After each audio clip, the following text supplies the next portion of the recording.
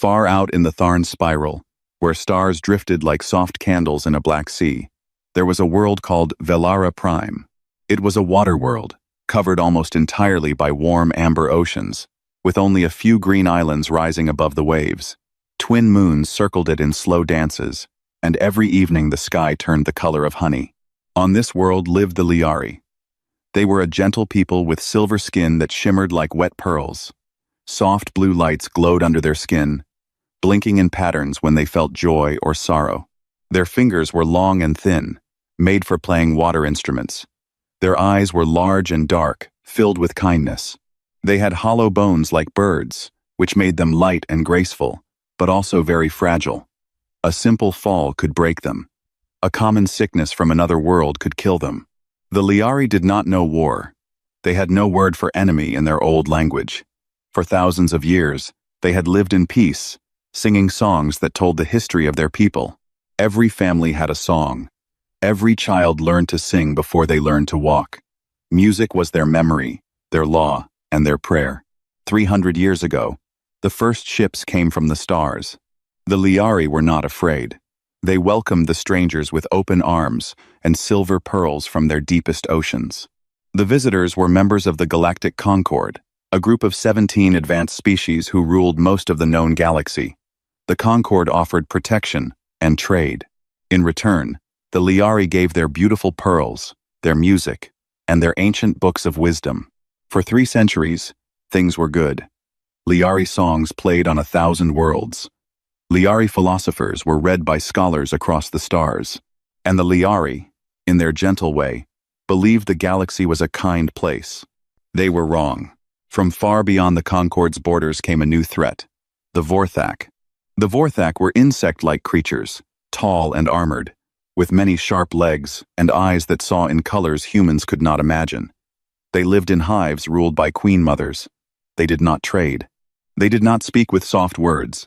They took what they wanted, and they killed whatever stood in their way. The Vorthak scouts reached Velara Prime by accident at first. They studied the Liari from hidden ships. Then they discovered something terrible. The blood of the Liari had a special chemical in it. When given to Vorthak warriors, it made them live 50 years longer. It made them stronger. It made them faster. To the Vorthak, the Liari were not a people. They were a harvest. The Vorthak Queen Mother sent a message to the Galactic Concord. It was short and cold. "We are coming for Velara Prime.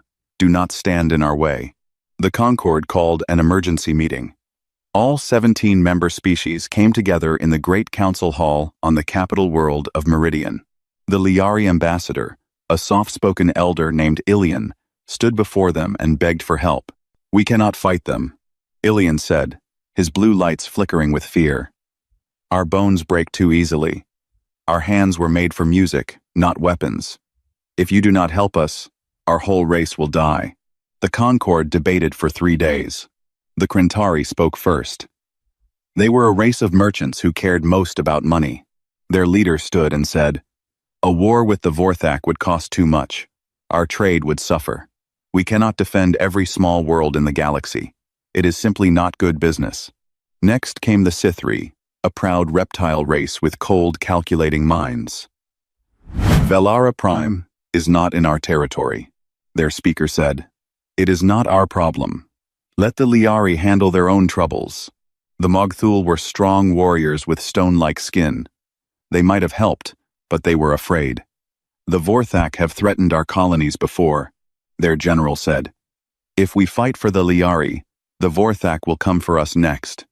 We cannot risk our own people. We abstain." One by one, the species spoke. One by one, they turned their backs on the Liari. Even the Alluvian elders, the oldest and wisest race in the Concord, shining beings who had guided galactic wisdom for 10,000 years, refused to act. Their eldest elder, a glowing figure named Voxenthal, spoke in a trembling voice. "We send our deepest sorrow to the Liari people. But wisdom teaches us that we cannot save every dying flower. Some tragedies are meant to be." Ilian listened to each speech, with his hands folded, his lights dimmed with each rejection. His people were going to die, and no one would help. Then the vote was called. The count reached 16 against intervention. The Concord speaker prepared to end the session. But one species had not yet voted. "The human delegation has the floor," the speaker said, with a small smile. Humans were new. Humans were young.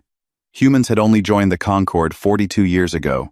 They were considered primitive, emotional, and strange. No one expected much from them. A woman stood up. Her name was Ambassador Sarah Chen. She had dark hair and tired eyes. She had been listening to every speech for 3 days, her face growing harder and harder. She walked slowly to the center of the hall. She looked up at the 17 ruling species. She looked at the Liari ambassador, whose blue lights had almost gone out. Then she spoke. "I have sat here for 3 days," she said, her voice soft but clear. "And I have listened to the wisest beings in the galaxy explain, one by one, why it is acceptable to let an entire race be slaughtered. I have heard you speak of money. I have heard you speak of territory. I have heard you speak of fear. I have heard you speak of wisdom." She paused. Her eyes found Ilian's. "I have not heard anyone speak of courage." The hall was silent. "Humanity votes to defend Velara Prime," she said. "Alone, if we must. With every ship we have. With every life we can spare. Because we remember what it felt like to be small, to be frightened, to wonder if anyone would come for us in our darkest night." She turned to the Concord. "We remember the silence. And we will not be that silence for anyone else." She sat down. The vote ended 16-1. The Liari ambassador walked out of the hall that night, knowing his world would fall. He stopped only once, to kneel before the human ambassador and press his silver forehead to her hand. "You could not stop it," he whispered. "But thank you for trying." Sarah Chen looked down at him, her eyes wet. "Elder," she said softly, "you don't understand. We're not going to just try. We're coming." Captain Elena Vasquez read the orders 3 times before she believed them. She sat in her small office aboard the UNSC Perseverance, a heavy cruiser that had seen 20 years of service. The screen in front of her glowed with the words she could not quite accept. "Full military deployment. Velara Prime. Defend the Liari against the Vorthak Empire. No Concord support, no backup. Just humans." She was 46 years old, with black hair tied back in a tight braid and a scar across her left cheek from the pirate wars near Proxima. She had fought in 3 small wars and 1 large one. She had lost friends. She had buried her own brother on a cold moon near Jupiter. She thought she had seen everything. But this was different. This was humanity going to war, alone, against one of the most feared empires in the galaxy, to save a race that offered nothing in return. No trade deals, no strategic position, no military alliance. Just a dying people who needed help. Elena closed her eyes. Then she smiled. "About time we did something like this," she whispered. Within 1 week, the fleet gathered.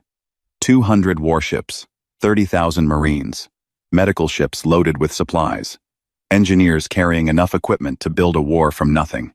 It was the largest human deployment in history, and it was sent for strangers. Back on Earth, the decision had caused huge debates. Some people shouted that humanity should not fight other people's wars. Some said the cost was too high. But millions of others stood in the streets and cheered. They held signs that read, "Remember the long silence, and no more alone." Humanity remembered its own dark history. It remembered the wars where no one came. It remembered the disasters, where every species in the galaxy had looked away. When humans had first reached the stars, they had been alone and frightened. They had sworn a quiet promise to themselves. Never again. Not for anyone. The Concord watched in shock as the human fleet gathered. The Krentari merchants laughed in their trading halls. "The primitives will die," they said. "And when they die, their ships will be ours at discount prices." The Sithri hissed and placed bets on how long humanity would last. Most bets said 2 months. But the Illuvian elders were not laughing.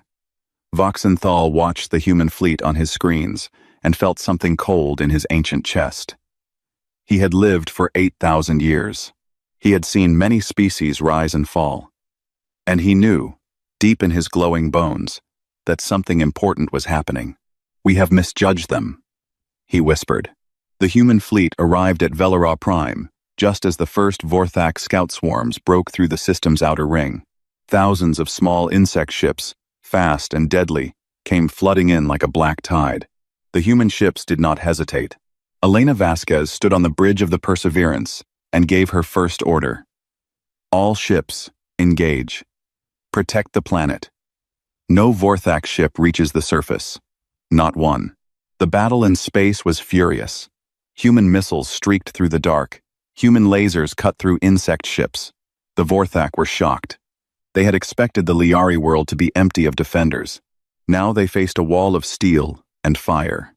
While the space battle raged, human dropships descended through the amber skies of Velara Prime. The Liari had been preparing to die. In the coastal city of Myra, the high matriarch Celiana stood before her people. She was old, with silver skin that had grown pale with age, and deep sorrow in her dark eyes. She held in her hands a small cup of poison. It had been prepared for all the Liari. Better to die quickly, they had decided, than to be harvested by the Vorthak. "My children," Celiana said, her voice soft, "the stars have forgotten us, but we will not forget each other. Sing with me now. Let our last song be the most beautiful we have ever sung." The Liari began to sing. 10 million voices rose up into the amber sky. It was a song of farewell, a song of love for their world, a song of sorrow for the children who would never grow up. And then, into that song, came a new sound, a roar, a rumble. The cracking of the sky. Celiana looked up. Her blue lights flickered in confusion. Dropships, hundreds of them, descending from the clouds. Not Vorthak. Something else. Something new. The ships landed in a great circle around the city. Their doors opened. And out came the humans. The Liari had heard of humans but had never seen one. They were strange creatures.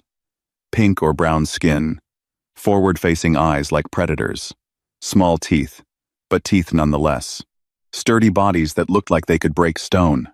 They moved with the quick, confident steps of hunters, but they carried no weapons pointed at the Liari. Instead, they carried boxes, medical supplies, food, water purifiers, blankets, toys for the children. One of the humans stepped forward. He was a tall man with silver in his dark beard. His name tag read, Colonel James Park. He walked slowly toward Celiana, his hands open and empty. The Liari stopped singing. They watched, frozen, as this strange predator creature approached their matriarch. Colonel Park stopped in front of Celiana. He looked down at the cup of poison in her hands. His face changed. His eyes filled with something the Liari could not understand at first. It was grief. Human grief. For people he had never met. Slowly, carefully, Colonel Park knelt down.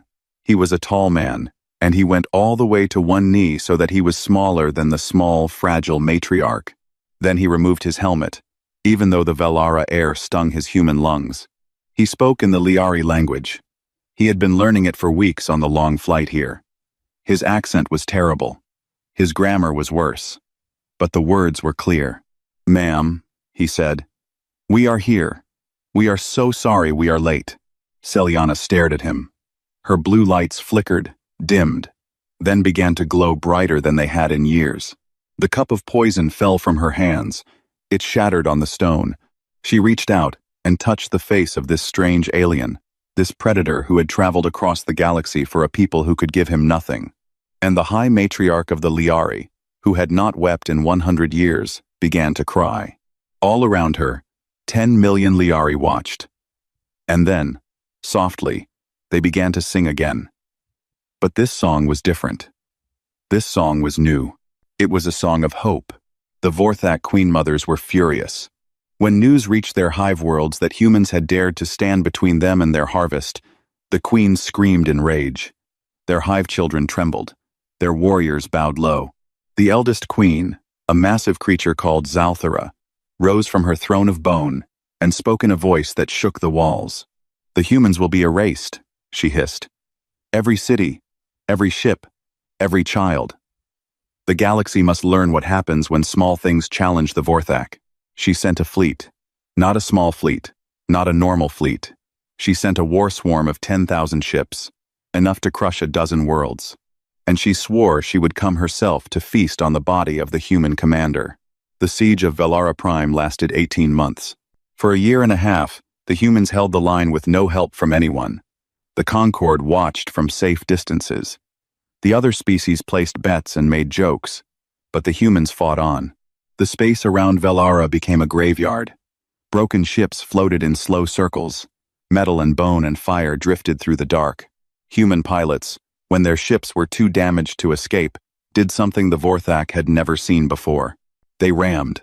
Lieutenant May Watanabe was 24 years old. Her fighter had lost both engines and most of its shields. A Vorthak dreadnought was closing on the Perseverance. She had one missile left. She fired it, then steered her broken ship straight into the dreadnought's bridge. Her last words came over the radio. "Tell my mom I wasn't afraid." The dreadnought exploded. This happened over and over. Human pilots who would not give up. Human Marines who fought through burning tunnels to protect Liari children.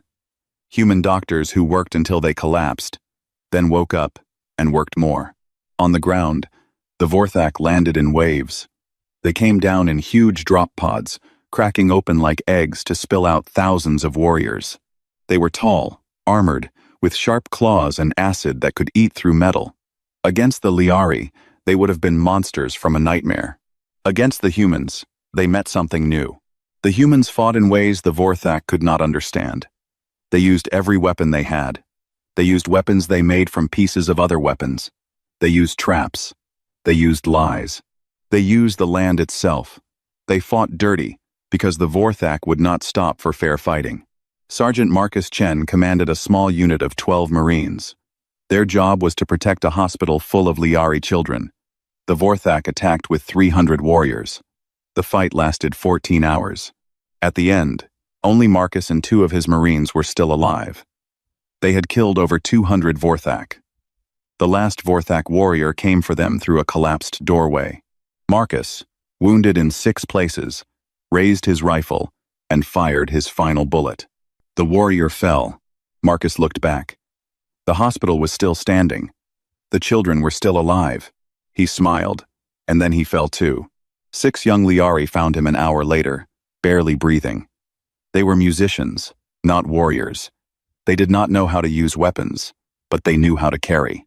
They lifted him up, their long hands gentle under his broken body, and began to carry him through the ruined tunnels toward the nearest human aid station. The tunnel began to collapse around them. Dust filled the air. Marcus was in terrible pain. "Sing," he whispered. "Sing me through.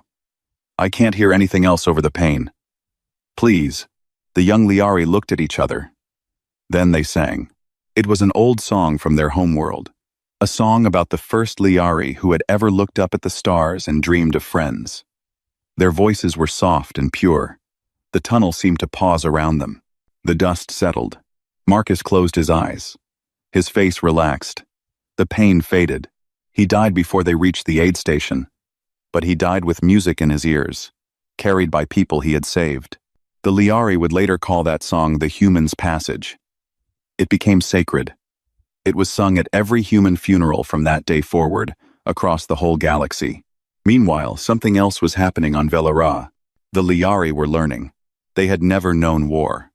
Their bodies were not made for fighting, but they were quick learners, and they had skills the humans needed. Their long, delicate fingers could operate sensor equipment faster than any human hand. Their minds, trained for centuries in music and mathematics, could break enemy codes in minutes.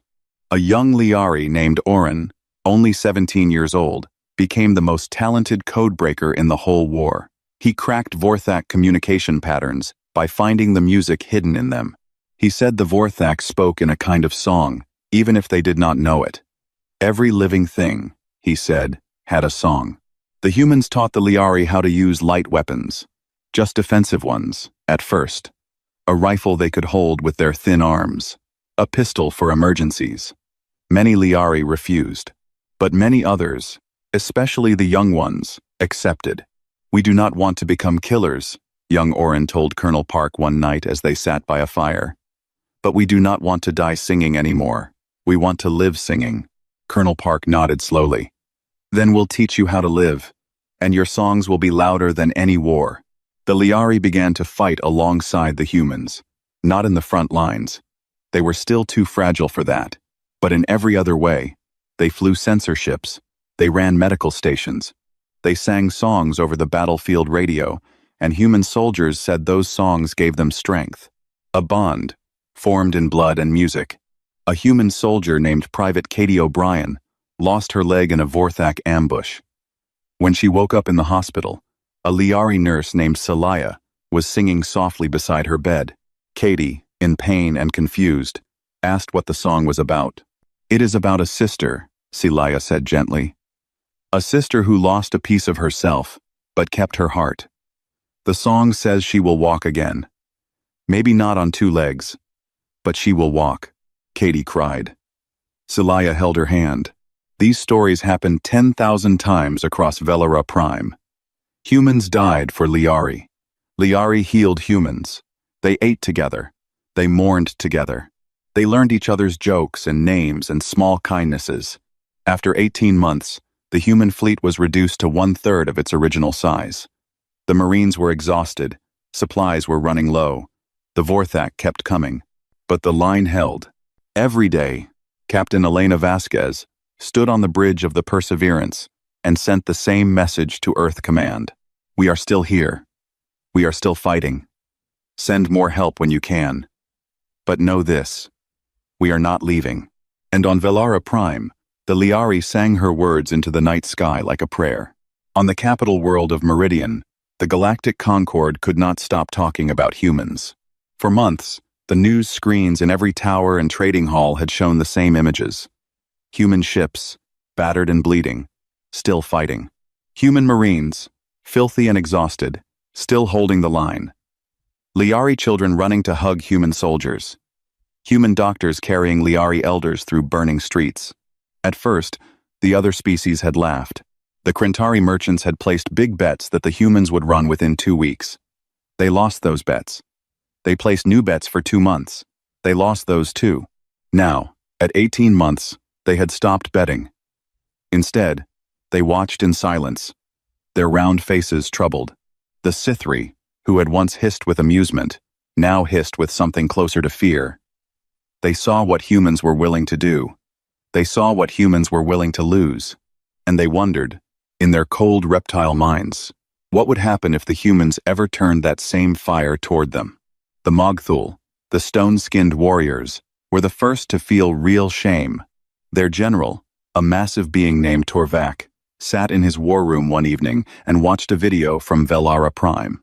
It showed a human private, a young man barely 20 years old, running across a battlefield with a wounded Liari child in his arms. Vorthak fire was all around him. He was hit once in the leg. He kept running. He was hit again in the shoulder. He kept running. He reached the safety of a human bunker and passed the child to a medic. Then he collapsed. Torvak watched the video 3 times. He was a warrior. He came from a warrior people. The Mogthul valued strength and honor above all things. And here, on his screen, was a small, soft human, not even fully grown, showing more honor in 1 minute than the entire Mogthul Council had shown in 18 months. He stood up. He walked to his council chamber. He pounded his fist on the table until the ancient stone cracked. "We are warriors," he roared. "We are the Mogthul, and we have hidden in our holes while children fight our war." His council tried to argue. He silenced them. "The humans have shown us what honor looks like. I will not let my people remember us as cowards. Send the fleet. We go to Velara. Now." The Mogthul warships left within the week. Then something strange happened across the galaxy. Small worlds, worlds that had not felt protected by the Concord, began to ask hard questions. A small farming planet called Nim sent a message to the Concord Council. "If the Vorthak came for us tomorrow, would you defend us? Or would we be another Velara?" A mining colony on the edge of Sithri space asked the same question. A fishing world, a mountain world, a desert world. All of them asked. The Concord did not have a good answer. Meanwhile, smaller species began signing new agreements with Earth. Trade deals, defense pacts, cultural exchanges. Earth was young. Earth was primitive. Earth was emotional. But Earth had kept its promise. And in a galaxy where promises were often broken, that was suddenly the most valuable thing of all. The Krentari merchants watched their old trade routes collapse. Ships that had once stopped at Krentari stations now flew past them to human stations. Goods that had once been bought with Krentari money were now traded in Earth credits. The merchant lords had a terrible realization. They had thought that money was the most powerful force in the galaxy. They had been wrong. Trust was more powerful. And they had none left. But the biggest change happened among the Alluvian elders. The Alluvians had been the moral voice of the galaxy for 10,000 years. They were glowing beings, thin and tall, with minds as sharp as starlight. They were supposed to be wise. They were supposed to guide the younger species. And they had failed the Liari. Voxenthal, the eldest elder, had not slept well in 18 months.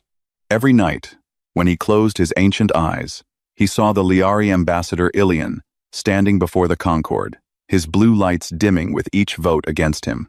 He saw the face of Sarah Chen, the human ambassador, speaking of courage when he himself had spoken of distance. One evening, Voxenthal called an emergency meeting of all 17 species. It was the first time an Alluvian had called such a meeting in 300 years. He stood before the Great Council. His light had grown dim. His old voice shook. "Brothers and sisters of the stars," he began. "I come before you tonight not as an elder, not as a teacher, not as a wise one. I come before you as a fool." The council chamber went silent. "For 10,000 years, Voxenthal said, my people have taught wisdom to this galaxy. We have told you when to act, when to wait, when to speak, when to be silent. We have called ourselves the elders of the stars. And 18 months ago, when a small and gentle people begged for help, we told them to die with dignity. We called our cowardice wisdom. We called our fear patience. We called our silence peace." He turned slowly. His glowing eyes found each species in turn. "Tonight, while we debate what to do, children are bleeding on Velara Prime. Not Alluvian children.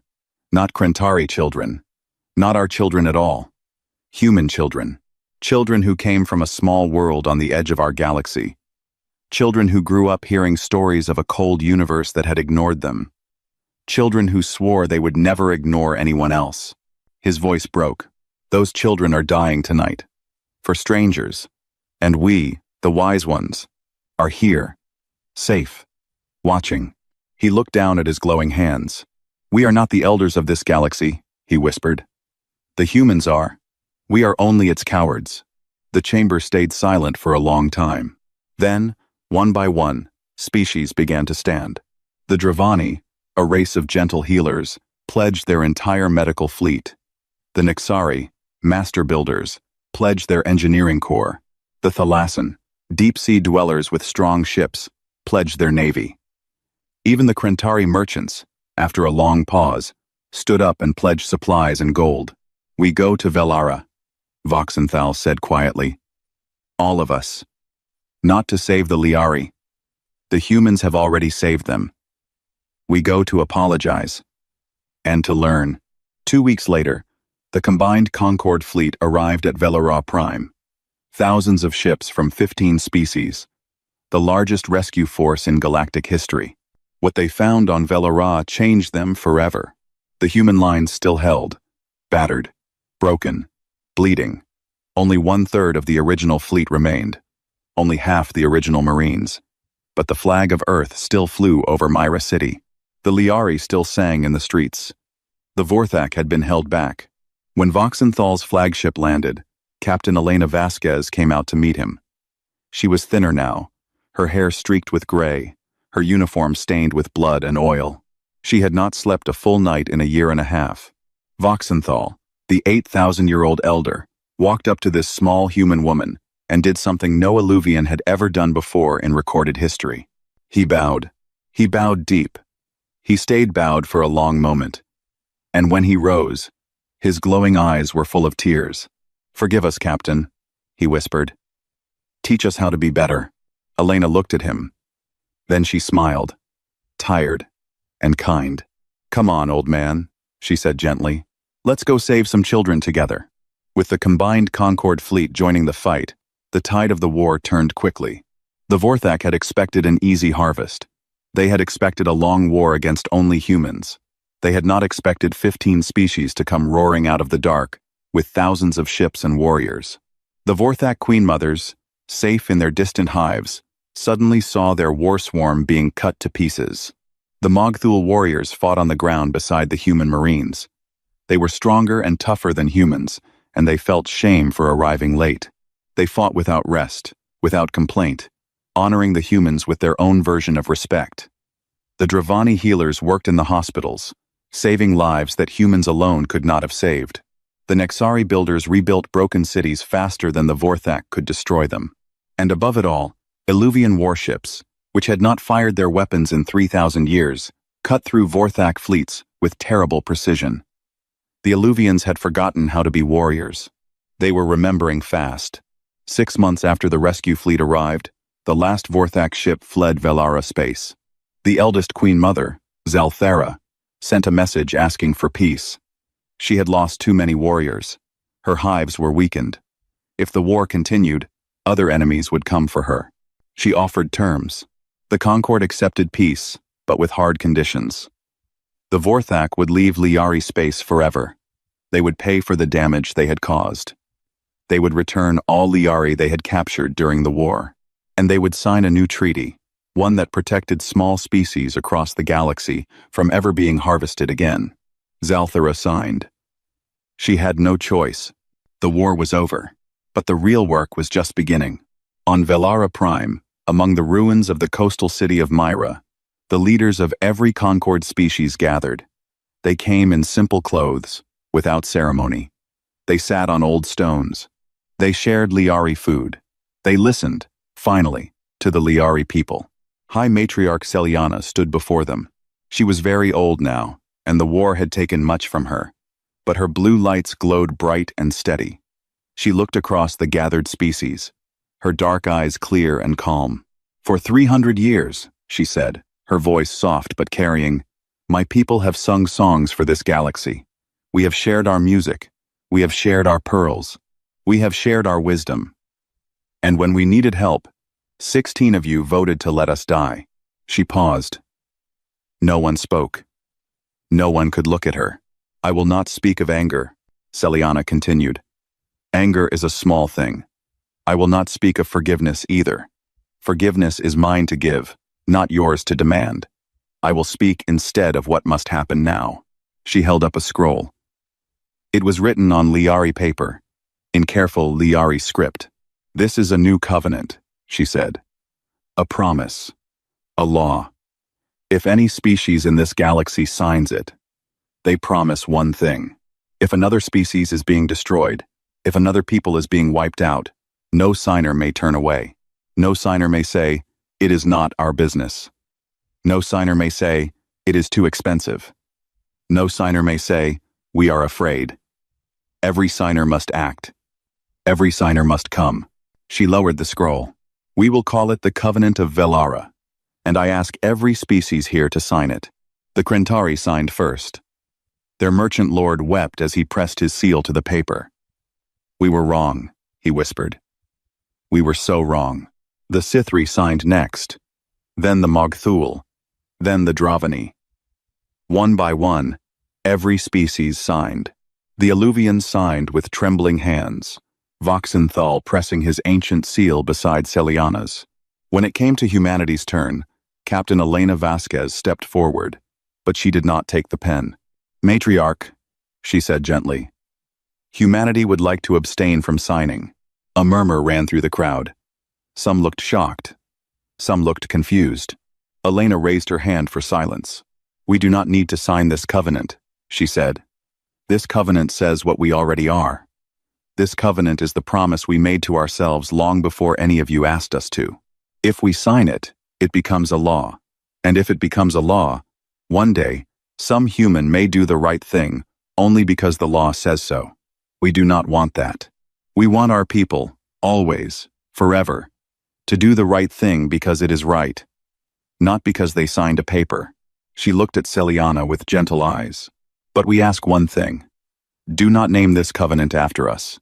Do not call it the Human Covenant. Do not carve our names on the monument. Name it after the Liari. Because you are the people who survived. You are the people whose courage made this new galaxy possible, not us." Celiana was quiet for a long moment. Her blue lights flickered softly.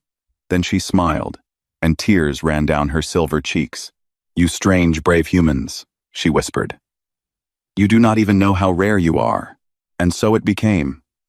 The Covenant of Velara was signed by 16 species. Humanity did not sign. But every species knew that humanity was the first to keep the Covenant, long before the Covenant existed. Years passed.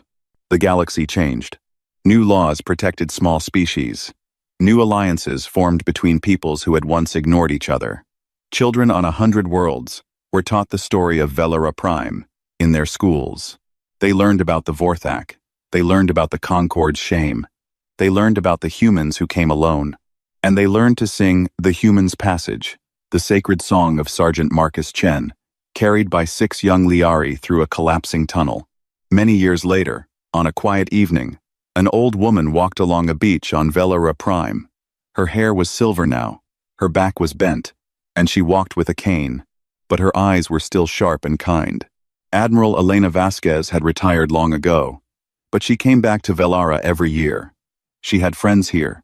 She had ghosts here. She had pieces of her heart buried in this amber sand. A small Liari child ran up to her through the surf. The child was maybe 6 years old, with bright blue lights glowing under her silver skin and dark, curious eyes. Her name was Elena Song. She had been named after the Admiral, born on the last day of the siege, the first Liari child to take her first breath in peace. "Admiral," the child called out in careful Earth English. "Admiral, I have a question." Elena smiled and leaned on her cane. "Yes, little one?" Elena Song looked up at her with serious eyes. "In school today, our teacher told us the story. The whole story. About the war. About the others who would not come. About your people who came alone. And I wanted to ask you something." "Anything, child?" "Why?" Elena Song asked. "Why did your people come for us?